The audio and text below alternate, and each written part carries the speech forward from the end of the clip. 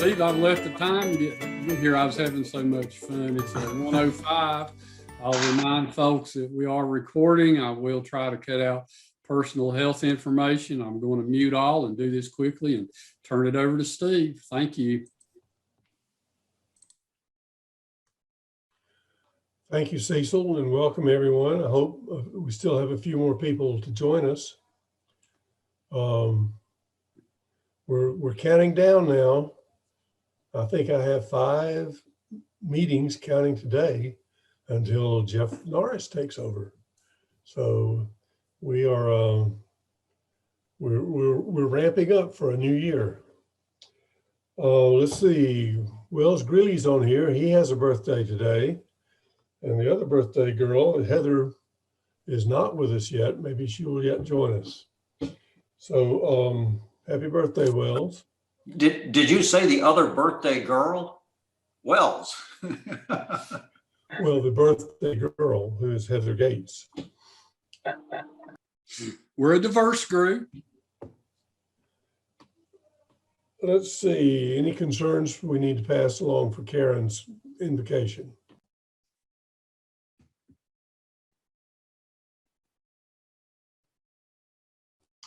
I don't see any, so we will turn it over to Karen. Okay, thank you. Hello, everyone. If you would, please bow your heads as we give thanks today. We are thankful for this day that you have given us, for its blessings, its opportunities, its challenges.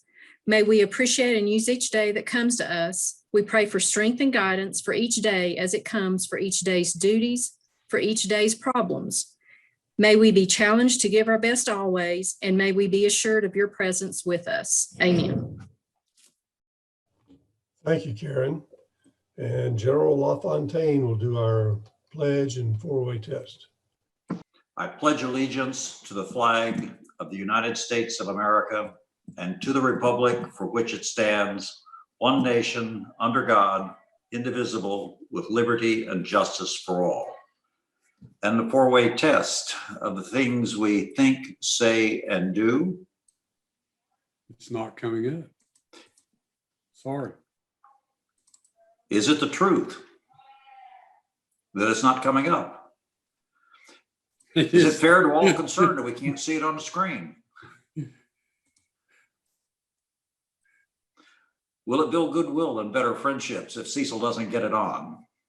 And will it be beneficial to all concerned if it is? And for our club, I'm sure that it's beneficial.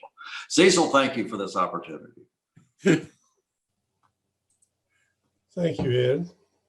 Okay, now it's happy dollar time. Who has a happy dollars today? Rich Downs. Unmute yourself. All right. So I have 10 happy dollars. It is Memorial Day weekend, the weekend that we recognize the individuals who have given their all to defend our country. And the $10 that I am giving are for beginning with the First World War, the 10 individuals in both my family and my wife's family who were veterans. Fortunately, none of us fall in the category of Memorial Day observation. The 2 grandfathers, mine and Kathy's, were both wounded in World War I. And since that time, my father, an uncle, a brother, myself, a brother-in-law, and a son have served our country. And we're proud of that. So $10 for those 10 individuals. Thank you, Rich. That's very well put. Any more happy dollars? I was sitting here trying to think of how many of our family members have served and can't really track that down. I know that Mary had 2 uncles who were both killed in World War II, one from her father and her mother's family. But don't know how many total people served. Bill Allsbrook was waving at you, Steve. Okay, Bill.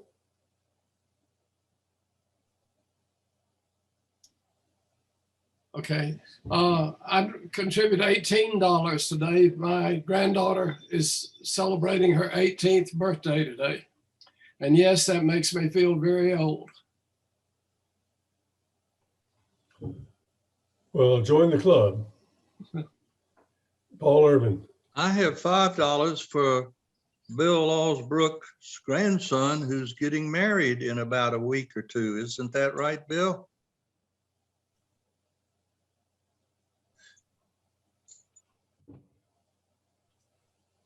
Did Bill give a thumbs up or did he cut He himself? gave a thumbs up or a head nod. Very good. Anyone else? Steve, I'd like to give $10 to the club for all the support they give us. I know Ken Howe is on. He looks like he just jumped off. But for those who give to support our banquet, really appreciate that. It was a great event. Ken Howe's outfit did outstanding. But just wanted to say thank you to all who supported that. I see Ed on the call and several others that donated to our event at Lake Junaluska. So thank y'all. Thank you, Brandon. I don't see any more hands waving. We could ask Wells Greeley to donate $1 per year, but he's going to pass. He's 69 today. Is that right, Wells? That is correct. I'm still in my 60s though. Not So 69 and feeling fine. Very good. Okay. But look at this. As of today, you're starting your 70th. Won't go there. Let's see. First, I want to give Jeff Norris a chance to update us on anything he has planned for next year that he's ready. Good afternoon. Thank you, President Steve. Going to resume in-person meetings in the very near future. I anticipate that's in about the next 4 or 5 weeks or so.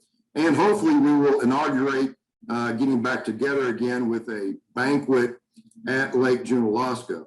A group of us met and went through some of the newly renovated rooms out there yesterday, and they've got, and as Brandon was just saying, they've got some really amazing facilities there. It's a diamond in our own backyard. We have not been able to nail down where we will be having our regular meetings.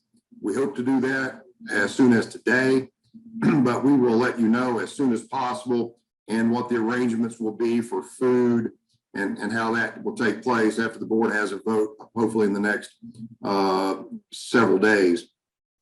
Most of our club has been vaccinated. At this point, we plan to, when we resume in-person meetings, to follow the latest, most update CDC requirements or state requirements. Right now, that will be if you have been fully vaccinated, you'll be able to participate without a mask, no social distancing unless you so choose. If you have not been vaccinated, you will need to wear a mask and engage in these other protective procedures. We also plan and hope to, when we resume, have what Rotary International is calling a hybrid meeting where we can have people participating in person and remotely. So that is our goal. We have to overcome. It's a little trickier than doing this Zoom only, but we hope to figure that out and get you updated on where and when and how within the next, hopefully by next week at the latest. I will only be president for a year, so please keep that in mind. Don't get too upset, but I'm looking forward to serving. And obviously we'll have to take an appropriate time to thank Steve, particularly for serving as president for the last 3 years, is it, Steve? Something like that. But anyway, thank you all. That's the update for now. Good deal. Thank you, Jeff. You probably have received an email from Cecil asking about name badges. I'm guessing he does not want to know if we know where our name badges are. He just wants to know those who cannot find them. Is that correct, Cecil? Yes, thank you. Can I add one more thing, President Steve? Certainly. Thank you. If I've reached out to several of you who have responded about being chairs of different committees this coming year, this Rotary year. If you are chair of a committee that has individuals serving as monthly chairs, if you would get those lists to Cecil and me as soon as possible, for example, the program chair, the sergeant at arms, those examples. But otherwise, we want everyone to be on at least one committee this year and participate as much as they can, but more on that later as well. Thank you again. Thank you, Jeff. Let's see. That's all the announcements I have. Cecil, do you have anything else? No, other than just what I mentioned before we started, that if you have not yet paid your bill, you'll be getting your third reminder early next week. I'm going to go to the post office one more time just to check before I send out another reminder. Very good. Okay, John Keith, I think, has the program in his background, so I'll turn it over to him for an introduction. Thank you, President Steve. I will have to say it's been an exciting year as your program chairman. This is my last introduction since Ken Howe graciously is taking next month. So I surely thought that sometime during your presidency that I would get to introduce a speaker live and in person at some location, but that didn't happen. On the other side of the coin, we've had some great speakers as a result of being able to reach out. But the speakers today, the names are well known to us, the Plott name for sure, in our area. And I'm delighted to have both father and son, Bob and Jacob Plott, here. I was reading the newspaper and saw where Bob had come out with his latest book. And I'll tell you about that in a second. So it was with great pleasure to introduce for the last time of your year and to have two speakers here with Bob and his son talking about their new book. Most of you know and heard a great deal and probably read some of Bob's books. This last book is, I think, number 6 at least. He's had 5, I know, that have won awards, and this one probably will too. He is the third great grandson of Johannes George Plott, who first brought the Plott Bear Hounds in America in the mid-18th century, and is the great-great nephew of Henry Plott, who introduced the breed to the Great Smoky Mountains in the early 1800s. He has spent most of his professional life working either in manufacturing as an executive or martial arts instructor, although for the last 10 years he was employed by NASCAR in the racing industry. So needless to say, he can speak on numerous things. If I'd have gotten a hold of Bob earlier in the year, we probably would have had him 3 or 4 times. Bob is an author of 5 award-winning books: Strike and Stay, The Story of the Plott Hound, which is in 2009, History of Hunting in the Great Smoky Mountains in 2008, Legendary Hunters of the Southern Highlands, 2009, Colorful Characters of the Great Smoky Mountains, 2011, and Plott Hound Tales, Legendary People and Places Behind the Breed in 2017. And of course, the book we're going to talk about today. All of those were published by History Press, and a footnote is you can go to, I'm sure probably online as well, but the bookstore in Hazelwood, Blue Ridge Books, has, I know, 5 of his books at this time, if not more. He has written monthly magazine articles for 2 national hunting magazines for the past decade, as well as multiple freelance columns for publications such as Wildlife in North Carolina, Smoky Mountain Living, Bear Hunting Magazine, the AKC Gazette, and Carolina Country, among others. He is a member of the esteemed speakers roster for the Nation Carolina Humanities Council's Rhodes Scholar Program. He has conducted historical programs for them across the southeastern United States. He's been featured on UNC Public Television, the weekly national syndicated television show Life, in the Carolinas, the History Channel television show, Only in America, National Public Radio, and the nationally syndicated John Boy and Billy Radio Big Show. In 2009, Bob and his friend David Bruin were advisors for the Western Carolina University Plott Hounds Museum exhibit at WCU Mountain Heritage Center. The award-winning exhibit continues to tour extensively across the Southeast. Later the same year, Bob provided Plott hounds and served as technical advisor for the movie The World Made Straight, based on the novel of the same name by Ron Rash. Bob locally is one of the founding members of Plott Fest, which we all know. It's a two-day festival held annually in Maggie Valley, celebrating the Plott breed and Southern mountain culture. The Plott Fest has raised over $100,000 for local charities in 4 years. Bob, along with his friend C.S. Brown, is also a regular demonstrator at WCU Mountain Heritage Day and has conducted several programs for the Mountain and Heritage Center.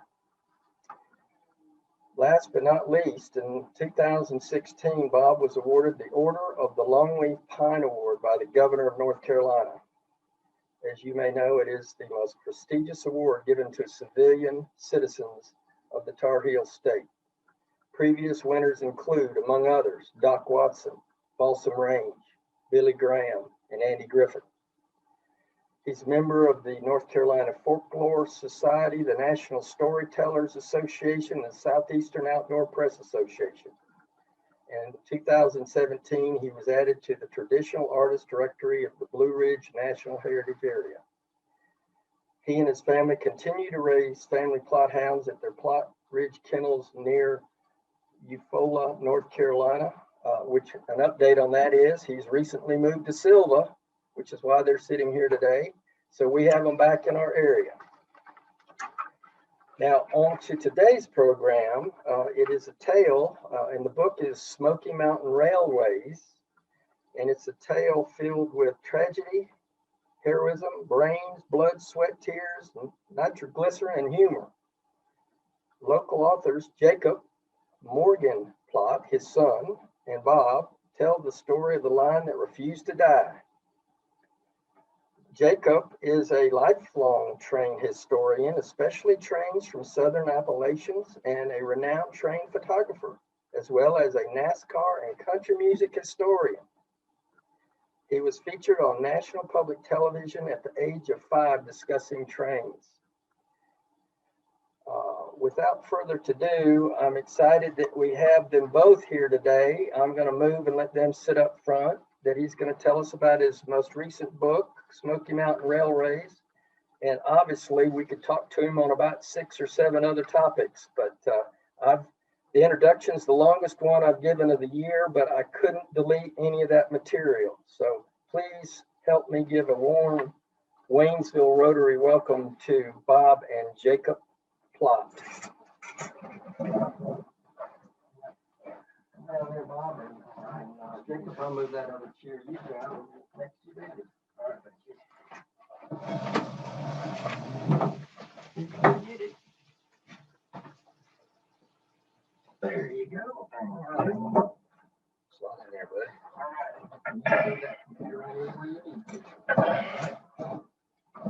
Start over. Ready there, John? Well, good afternoon, folks. I'm Bob Plott. As John gave you that great introduction, I don't know if I deserve all that or not, but I certainly appreciate it. It's my son, Jacob Plott, also known as the Locomotive Cowboy, here with us today. But we're thrilled to be with you. And as John mentioned, our background has mostly been known for Plott hound and programs of that nature, but I guess it's natural that we kind of came full circle and started doing some train stuff as well, because trains run deep in our family too. We're of course extremely proud of the Plott dog heritage and the history there, but there is, like I say, a real strong tie into trains as well. My grandfather worked for the railroad, and I say grandfather, he was actually born in the Civil War, so he died before I was ever born, so I never knew him. But my uncle ran the railroad depot in Bryson City, North Carolina for years before it became a tourist railroad. And his daughter married Bud Crisp, who ran the railroad depot here in Waynesville at Frog Level at one point in the 60s and 70s. So there's a real strong train connection there. And then when Jacob, the time he was could walk, he became fascinated with trains and almost obsessed with them, and kind of led me to become interested to it as well. So I had written my first 5 books, as John mentioned, on other topics pertaining to mountain culture. But Jacob approached me and suggested that maybe we could do one about the Murphy branch of the Western North Carolina Railroad. And of course, I didn't have the knowledge of the trains that he does, so I needed him for technical experience and advice, and I was trying to chase the human interest stories. And so, as a father, and I'm sure you folks can realize, most of you can appreciate that more than even I can, it's great to do something with your son or anyone in your family, daughter, whatever. But it was especially special for us to share this story because, like the Plott Hound story, it's really a story like no other, and it's a story that really hasn't been told. And in some cases, because of the circumstances surrounding it, has been kind of hidden for years because a lot of bad things happened. But again, I think it's a story that needs to be told. And as John said, it's about a railroad that wouldn't die. And because it wouldn't die, it really changed the entire life of everyone around here. So we don't have a whole lot of time. I know you guys are busy, so we'll just try to cover some quick tidbits of information.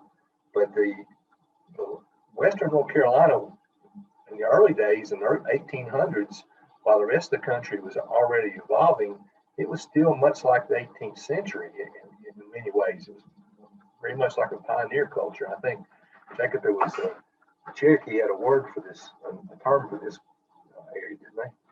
Yes. Shakogni, meaning the land of blue smoke. And that was because of the Mist around the ridges and that sort of thing, right? Yes. Mist clings onto the sides of the mountain peaks as far as the eye can see. And really dating back to the ancient Cherokee, that hadn't changed much, even though things had changed with them with the infamous Trail of Tears and those type of tragedies. But the life in the Western North Carolina was still pretty much a pioneer culture in many ways. If you think about it, while the rest of the country was undergoing the Industrial Revolution, Western North Carolina was kind of in a time capsule. Because something really interesting to think about, this is another thing I'll defer to Jacob on. When was the Transcontinental Railroad built, Jacob?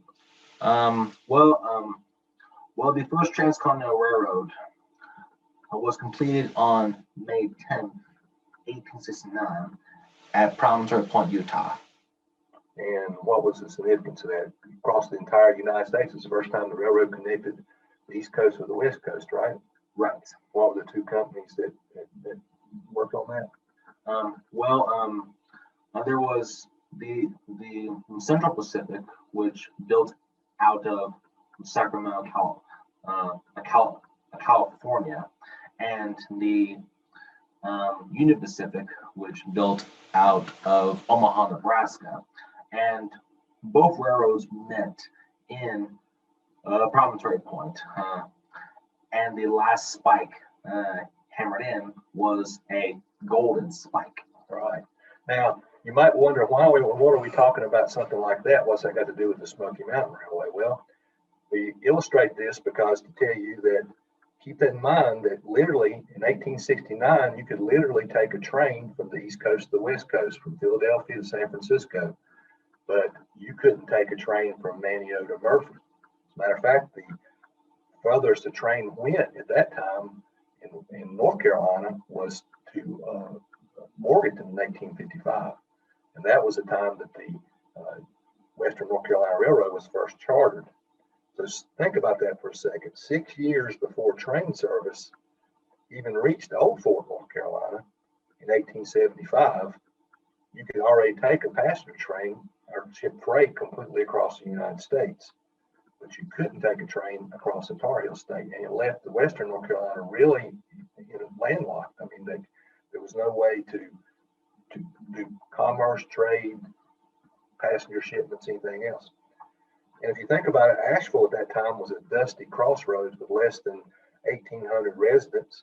And most folks in the region, there were storekeepers and lawyers and doctors in some small towns, but for most people were subsistence farmers and hunters and lived off the land because they had no other choice. Wagon roads were impassable even when it rained, especially when it rained. So you could only move freight in limited amounts in when the weather had to be good. Passenger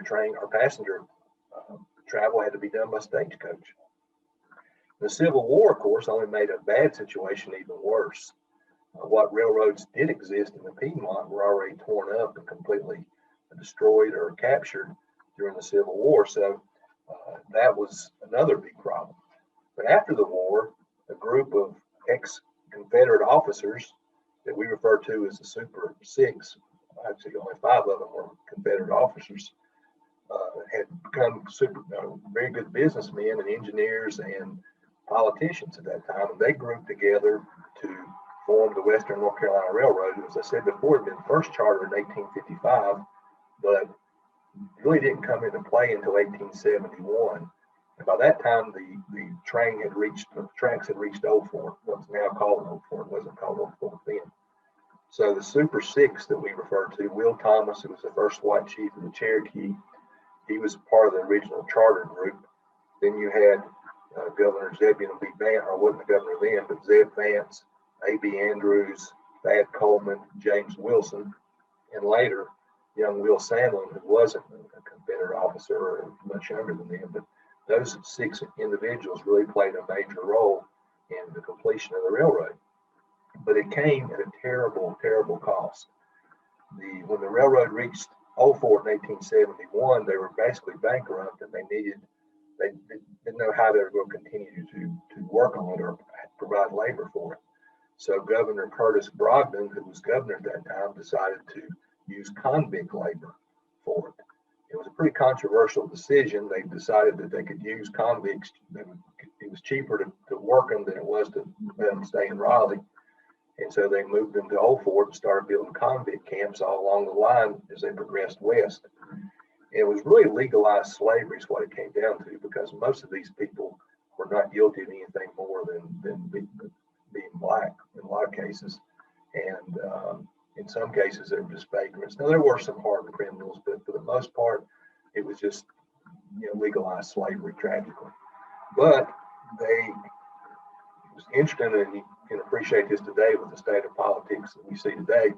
There was a Republican governor who instituted the first inmate labor. When he was out of office, a Democrat governor came in. He continued it. But while the Democrats were in, the Republicans criticized them for being humane. And while the Republicans were in, Democrats criticized them for being inhumane. So whoever was in office at the time, it was okay to do, but when they were out, it was the wrong thing to do. And it was a lot of things never changed. If you look at the politics of the day, unfortunately, but some things never change, I guess. But to give you an idea of just how brutal it was, between 1875 and 1891, there's an estimated at least 1,500 inmates worked on this Western North Carolina Railroad Murphy branch. And there's probably a lot more than that, probably closer to 2,500, but that's 1,500 that we can document. And more than 400 of them died while working on this. And they were died for a variety of reasons: tunnel cave-ins, drownings, they were shot while trying to escape, all types of different things. But then countless more died of lung failure later, or from other injuries incurred or that happened to them as a result of working on the railroad in these terrible conditions. But if you think about that, again, that's more than 400 of them died, and that's a conservative figure. That's a number that we can document. There's probably a whole lot more than that died. But if you figure that in, that means that there were 31% of the convict workforce died. 31%. They were getting paid, only cost like $1 a day to feed them. We document all this in the book. So, and like I said, those are the ones that we can document. So keep this in mind. 31% of the workforce died building a 122-mile stretch of railroad, later known as the Murphy Branch, from 1875 and 1891. Now, by comparison, It took 6 years to build the Transcontinental Railroad, 1863 to 1869. And that required a labor force of more than 30,000 paid workers to build 2,000 miles of track. Now, they were paid employees. They were treated pretty badly too, but at least they were paid. Now, an estimated 1,200 of them died during that period, but that's a less than 1% fatality rate in 6 years versus a fatality rate of 31% on the Murphy branch. In other words, the death rate on the Murphy branch was 30 times higher, covering 20 times less distance and taking 3 times longer to complete. Now, granted, the Transcontinental Railroad had 20 times more employees, so it should have progressed faster. But even so, you'd think the fatality rate would have been higher because they were out west fighting Indians and everything else. But these facts, combined with the inhumane treatment of these inmates, many of them who were guilty of nothing more than being the wrong color, are shameful and have been largely ignored. Now, the book outlines example after example. One of the first examples of this was when they were building the loops along between Old Fort and Swannanoa. There were seven or eight tunnels that were built there, just were engineering marvels. What they did to do that was just incredible. People still study it today. But there was 21 people killed in the last tunnel, and there was no mention made of them even dying, other than the fact that they just sent a telegram to the governor saying that we made it through today. We saw daylight. There's no mention at all whatsoever of the inmates and the guard that died there. And another incident, even worse and a little bit more well known, is the incident that took place not too far from here in Jackson County near Dillsburg, the Cowie Tunnel. Jack, if you want to tell us a little bit about that. Yes.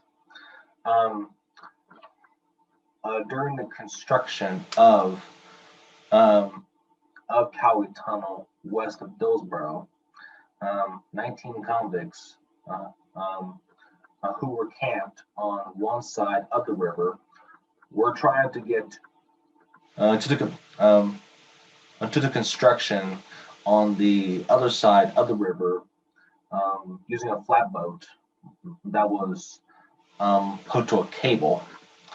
And when the boat was halfway out in the water, the convicts began to panic, and then suddenly the flatboat capsized, and they were all chained together, and they tried to get to shore, but all 19 convicts drowned. And even sadder than that is one of the trustees, convict trustees, jumped in and saved one of the guards from drowning. And he was later accused of stealing money from the guard and given 30 more years of hard labor on the line and beat with the whip.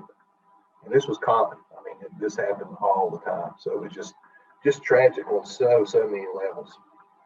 But the end result was, and again, we document all this stuff in the book, the end result was that they did get the railroad built. And there were, again, classic examples of not only the inhumane treatment, but some engineering really marvels. Some of them conducted or generated by people who had a formal background, but Will Sandlin was a young man who grew up in Old Fort and then started working on the railroad and worked all the way through the Murphy branch. And when he was a boy at Old Fort, he and his brother learned how to make nitroglycerin mash from the guys that were blasting tunnels, and they were blowing up trees to get chestnuts to sell to the inmates. They were always looking for an angle on things. But you can imagine a 10-year-old boy doing that. But he was a really interesting young man, and he later went on to construct or play a hand in constructing the red marble grade in Nantahala Gorge.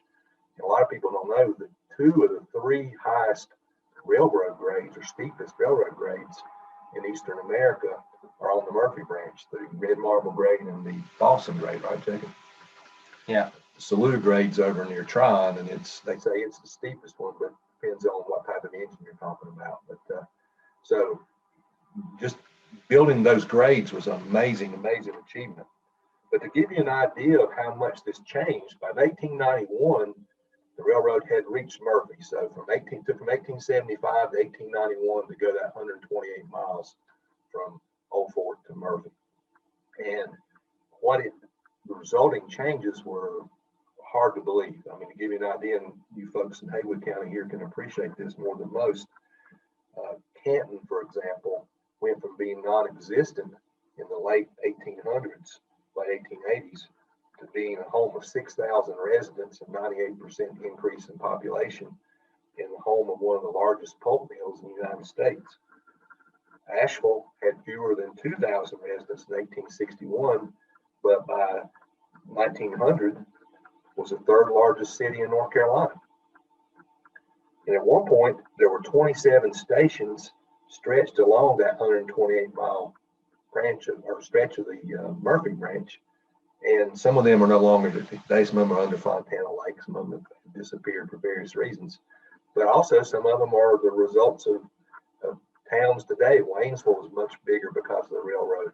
There were stations out near the Tuscola station and a station near Lake Junaluska. Like I say, 27 different ones. Silva, the county branch or county seat of Jackson County, became the county seat simply because the railroad came through there. Webster had originally been the county seat. So commerce in Waynesville, of course, boomed as well. You take in the logging boom that took place and all this, the Sunburst and Quinlan Town and all those different areas. And then, of course, Champion Paper itself, and the tannery down around Hazelwood, and all those things are examples of how, just a few examples of how things have grown. Now, some of that's what's really forgotten, but to talk about how it impacted the common man.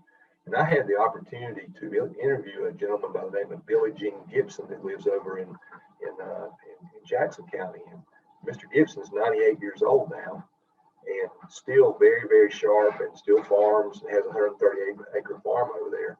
It's amazing. It's fascinating to me, and I quote him extensively, or we quote him extensively in the book, talking about how his life literally changed because of the railroad. Went from just wagons and horses to being able to go from Silva to pay his bills and pay a dime to do that, and not take 2 days to do it. And so just story after story that he told that was just so fascinating to me, and how it changed his life.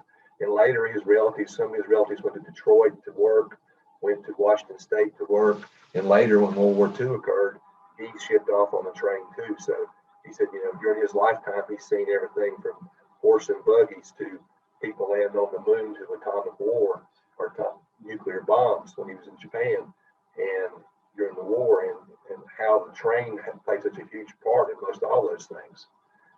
So those are just, to me, really fascinating stories that are all in the book. Now, Southern Railway, when you got to Murphy in 1891, Southern Railway took over the railroad ownership in 1894. And they really upgraded things, brought in new engines, did a lot of different things to make things better. And that was kind of the glory days of the railroad up to World War II. And then things picked back up when Fontana Dam was built. And then after that, things started slowing down a little bit because the railroad had to be rerouted due to Fontana Lake being formed. But it was still a huge increase in business, and things were changing. Like I say, it was life changing. But when did passenger service end, Jacob? Steam passenger training service end? Well, passenger service on the Murphy branch ended in 1948, while steam power itself on the Murphy branch came to an end in 1952. Here's when it did. They replaced these steam engines with diesel engines because they were, why was that, Jacob?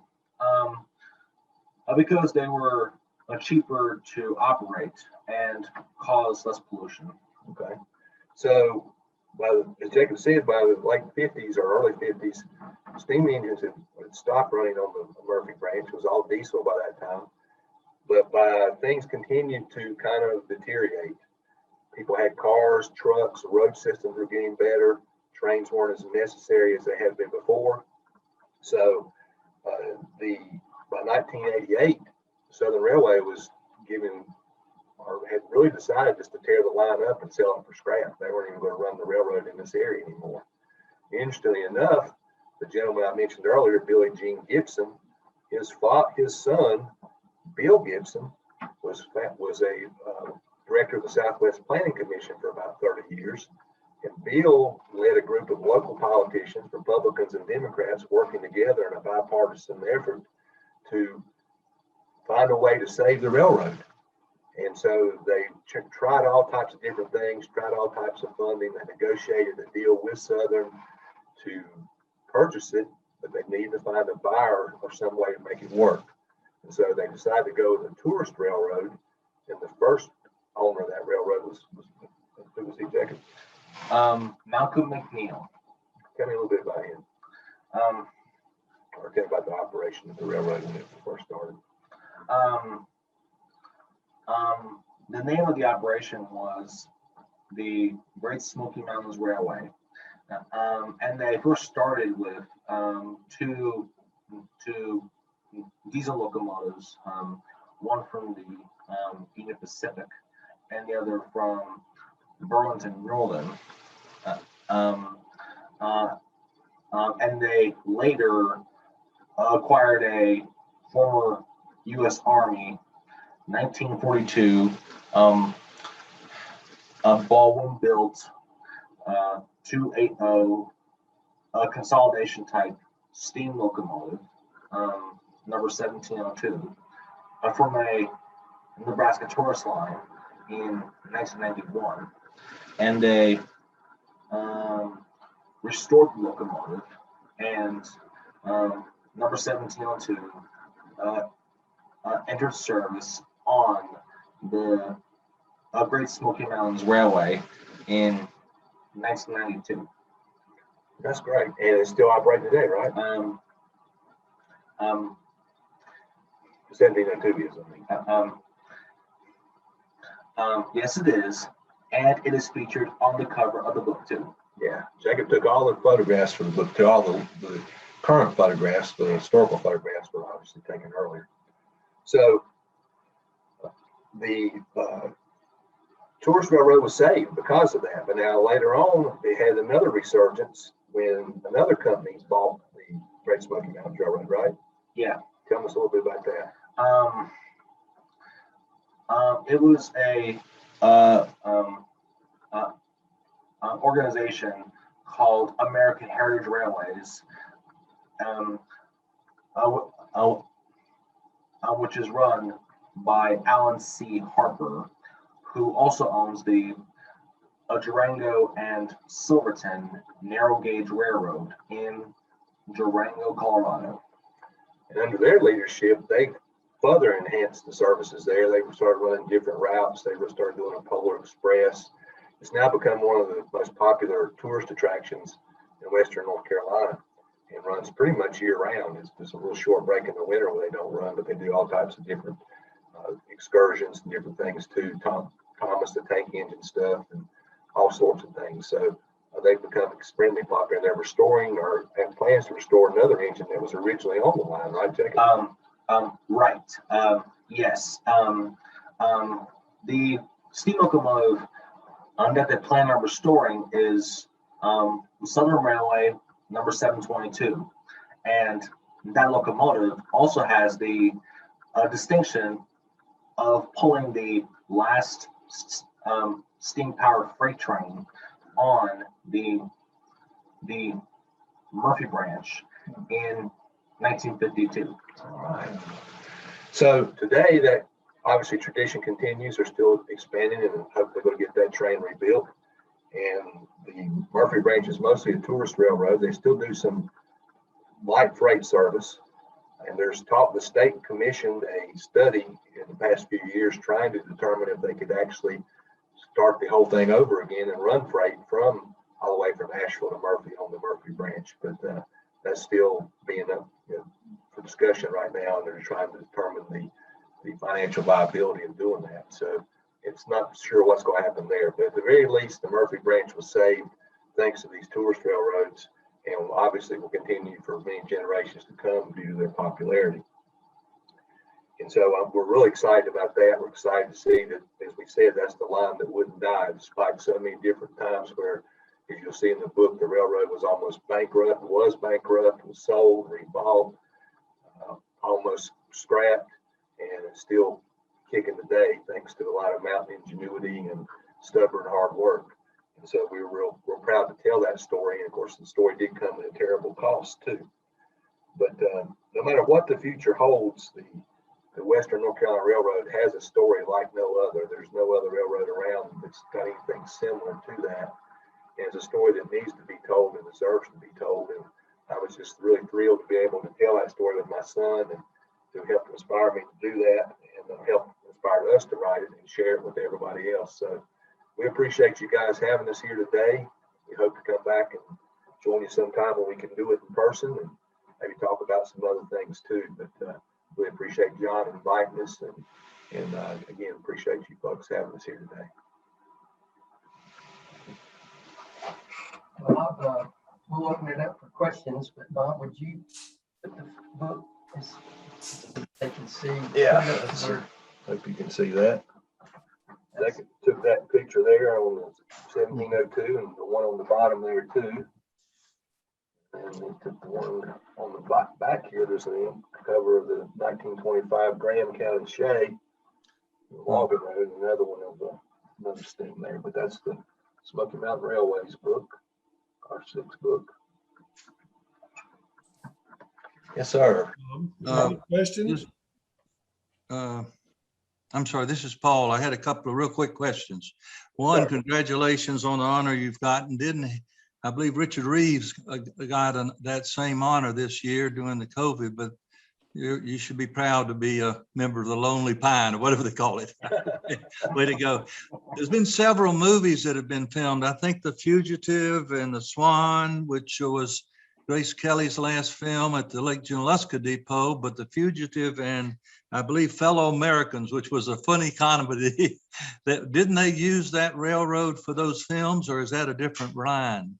No, it's the same one. As a matter of fact, when you go out of Dillsboro right now, right past where the steam repair station is, or it's not station, but shop, the Fugitive wreck site is still there. There's still remnants of the train that was filmed there for that, or wrecked there is a stunt for that.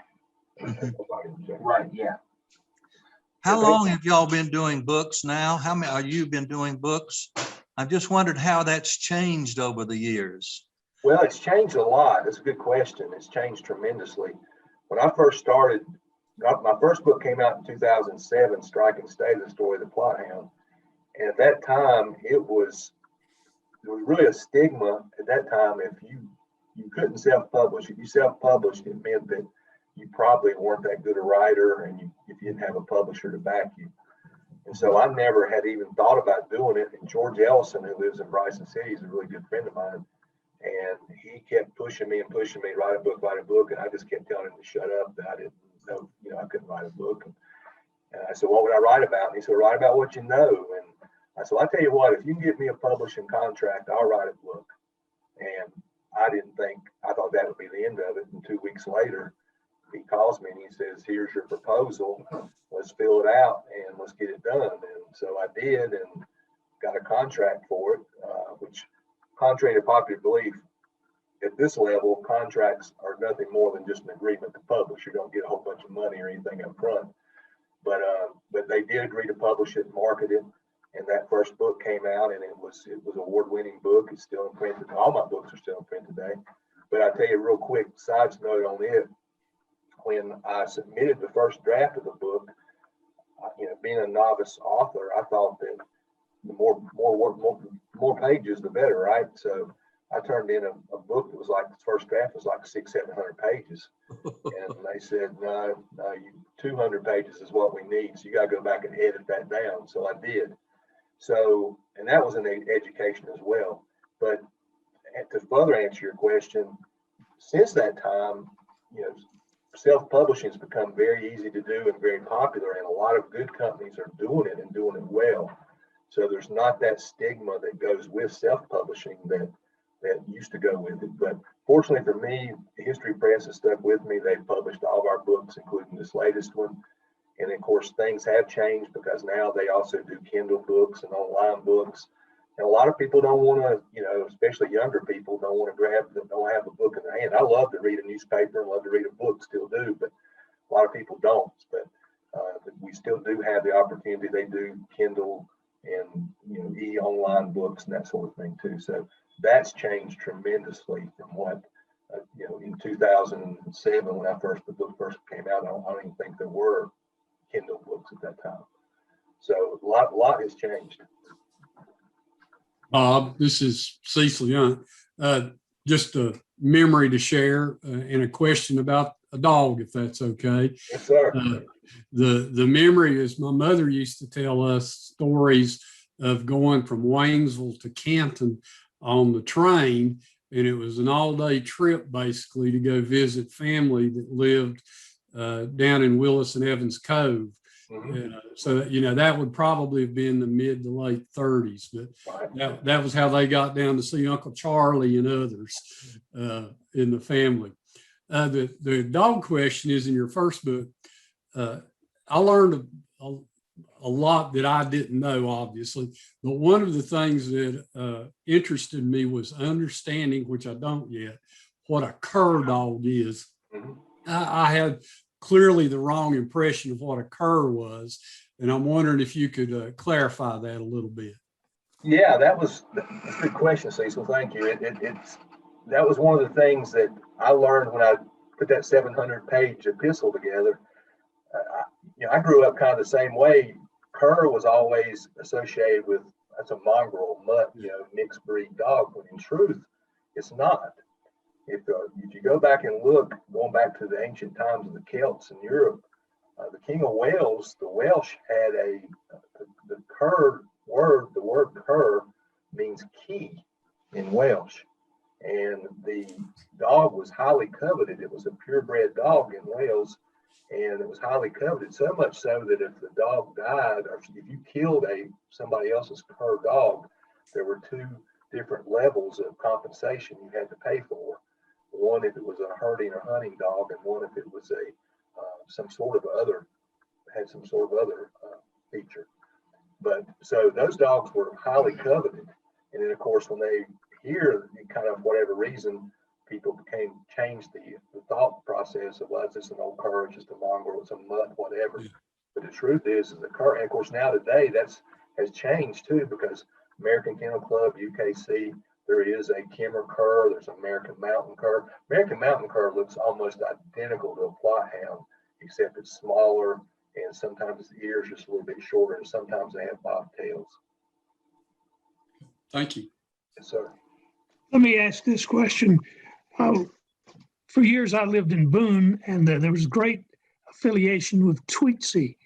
How does that fit into the story of trains in Western North Carolina? What do you know about the history of Tweetsie?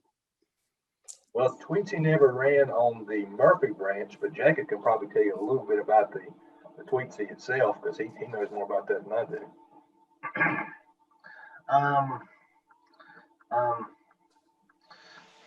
Well, Tweetsie Railroad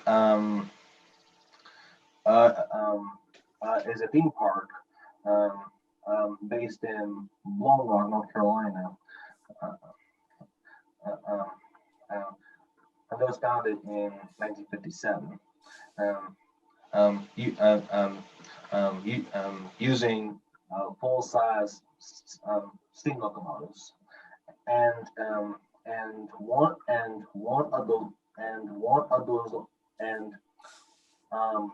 of those locomotives is original to the area, and that locomotive, number 12,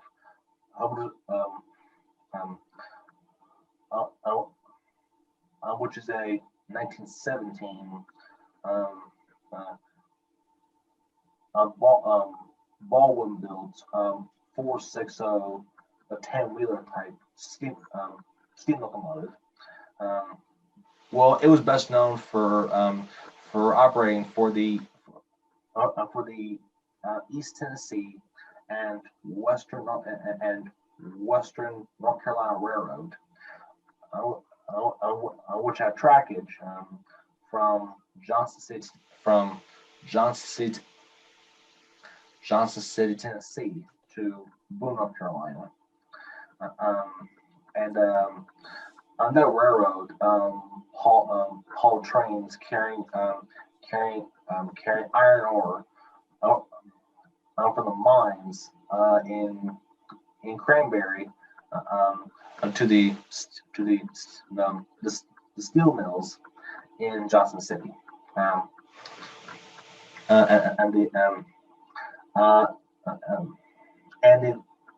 And the name Tweetsie is derived from the days of the East Tennessee and Western North Carolina, because people who lived in the area heard the shrill echo of the steam whistle, and they called it a tweet tweet. Yeah. Yes. It's yes. very, very interesting. One of the oldest members of our church told me that she was married. She and her husband got married in 1919 and rode Tweetsie over to Johnson City. And when they got there, the train also unloaded stacks and stacks and stacks of wooden caskets. Of course, this was the pandemic.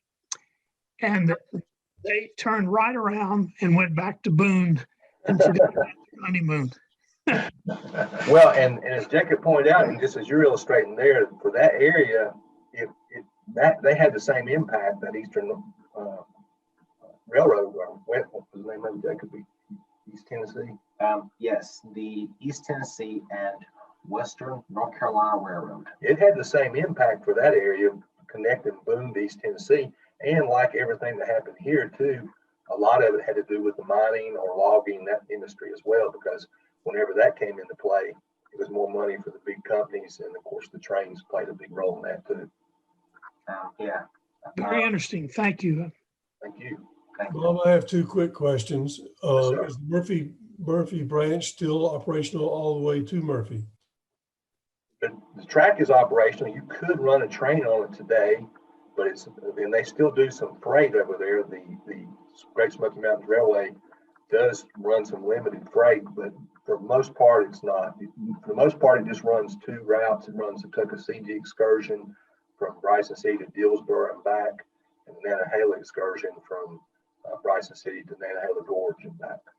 That's right. Right, Jacob? Yes. Yeah. Yes. I know trains operate here in Haywood County. I didn't know if it was operated by the same group or not. It's not. There's a small group, and I don't think there's a privately owned company, I think, that owns a line between Asheville and Dillsboro area. I think that's right, isn't it? Well, it is a freight operation called the Blue Ridge Southern Railroad. Yeah. Yeah. And so that's a privately owned company that Southern pays them to run stuff from Asheville to Waynesville, Dillsboro, that area, and but so it's the track's still intact and still operational, but it's kind of segmented into different companies, so to speak. My other question was about bicycle trails. Have any of the old railroad beds been converted to bicycle paths west of here? Not that I'm aware of. Virginia's done a great job of that with the Virginia Creeper Trail and the trail running from Freeze, Virginia, all the way up along the New River there. But I don't know. It'd be a great thing. I know a lot of places, especially some of these old logging companies, in the Great Smoky Mountains National Park and up around Sunburst at Lake Logan, you can find a lot of trails up there where were originally rail beds that would be great for something like that. But I'm not aware of anything that's been done in that regard. I can think too that the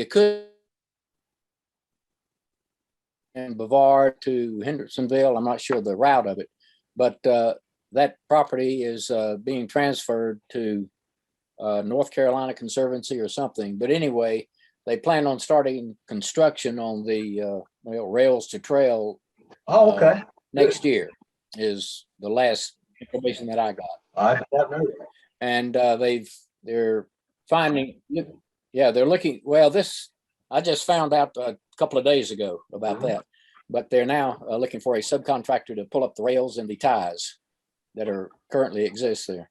Well, that would be great because, you know, one of the challenges, as you well know, I'm sure is and which makes great for great bicycling or hiking. You know, you have to have the right sort of grade for an engine to go up a steep incline. So it makes it a lot more easy to ride a bike or hike on a railroad grade than it would necessarily a switchback trail that you would a foot trail necessarily. What's the maximum grade for a railroad? Gosh, what's the Boston grade, Jacobs? In marble, it's what percent? You remember? Well, I don't remember balsam, but I do remember that that red marble is like 4.2%. Yeah, and that's anything over 3 is pretty steep. 4 point, like Jacob's saying 4. It seems like Salute is like 5, isn't it, or something like that. Well, I'm close to it. We've got it in the book. I don't remember off the top of my head, but those are the 3 steepest grades in Eastern America. I don't know what the maximum. I would think that would probably have to be close to the maximum. That's speculation there, so I'd have to double check that. Thank you. Thank you. Any more questions for Bob and Jacob? Again, thank you all for being here, and thank you for all the work you've done in documenting Western North Carolina, and you're here at Engine Hours as well. Nothing else? We will see you next week. Thank you again. Thank y'all. Thank you. Thank you. Oh my God, I act like you've been doing this every hour. We appreciate that. You guys got this down. Thank you.